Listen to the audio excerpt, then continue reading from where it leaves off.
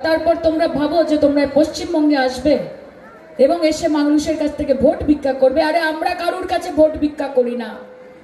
মমতা বন্দ্যোপাধ্যায়ের দলের লোক যখন বাড়ি বাড়ি যায় তখন উন্নয়নের ইশতেহার নিয়ে যায়। আমরা বলি कि तू वोट दे तो शुक्र है तेरा, न दे तो कोई मलाल नहीं। कि तू वोट दे तो शुक्र है तेरा, न दे तो कोई मलाल नहीं। बंगाल के फैसले कमाल है, इस फैसलों पर कोई सवाल नहीं। আমরা বিশ্বাস করি কাজে খেলা হবে। আপনারা প্রস্তুত তো মা? হ্যাঁ মায়েরা হাত তোলো তো। তোমাদের ভাই আমরা, তোমরা ব্যাকে যারা আছে তাদেরকে রাখতে হবে ফ্রন্টে সবসময়। মায়েরা আমাদের, তোমরা তো আছোই, তোমরা তো সৈনিক আমাদের, কিন্তু মা বোনেরা হচ্ছে আমাদের ভরসা।